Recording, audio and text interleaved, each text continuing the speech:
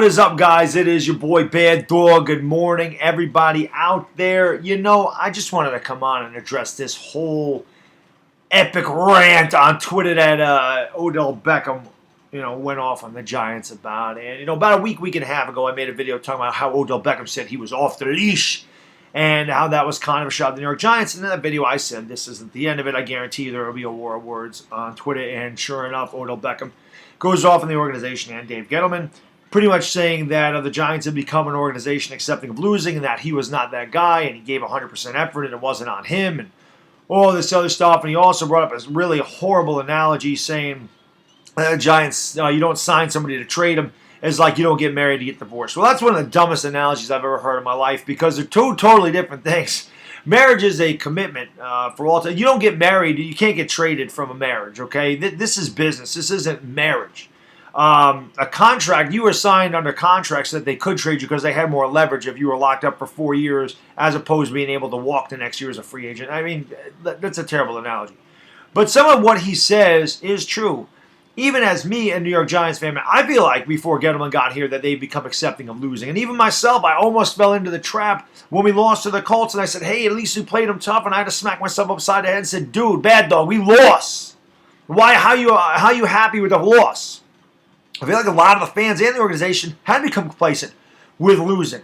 And they say, hey, man, as long as you played them tough, man, that's a good thing they fought. We saw them fight today. That was good. That's what it's become. That is how an organization becomes accepting of losing. Now, before Gettleman got here, I believe that was the case. Now, Gettleman has made a lot of moves to shake things up, including this Odell Beckham trade. He's taken a lot of heat for that. He took a lot of heat for letting Landon Collins walk.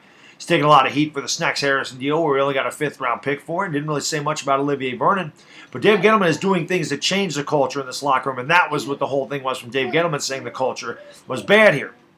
Now, Odell Beckham may think he's doing the right thing. I've never questioned his passion or his will to win, his effort on the field. I think he's always tried to extract incredibly hard, but I've always questioned his sanity and his antics in doing so. Now, he may think that he's doing the right thing by being honest and everything else, but when you say bad things about your teammates, your organization, when you're on the team, it is bad for the culture. It is bad for the morale of the locker room when a guy who's supposed to be a leader is taking shots at the other leaders on the team or the front office or the head coach. It doesn't look good on you or the organization. So it is a cultural problem in that locker room, and that is why Gettleman is getting rid of these guys because these guys have been a problem. And I think he's ready to move in a different direction.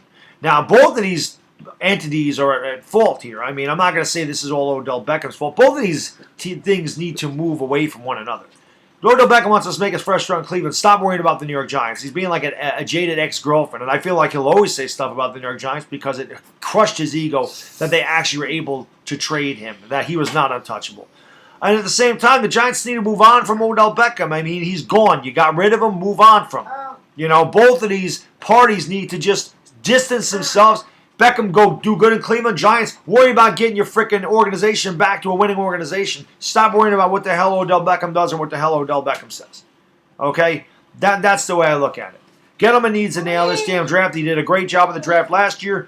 I think we're a 7 ceiling. I think our ceiling is 7 wins.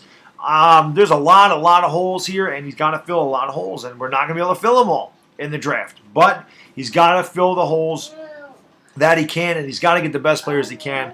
And if that includes a quarterback like a Dwayne Haskins or a Kyler Murray to replace Eli Manning, I'm fine with that. I don't want any of the other quarterbacks in this draft. We need a lot of defense. Our defense is in shambles. You have no edge rush. We have no pass rush whatsoever. Our secondary is trash.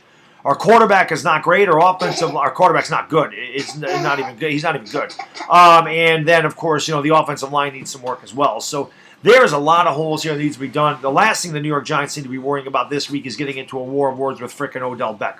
So that's my take on that. I'll have some more videos later today. And until that time, I will see you then. It is Bad Dog, and I am gone.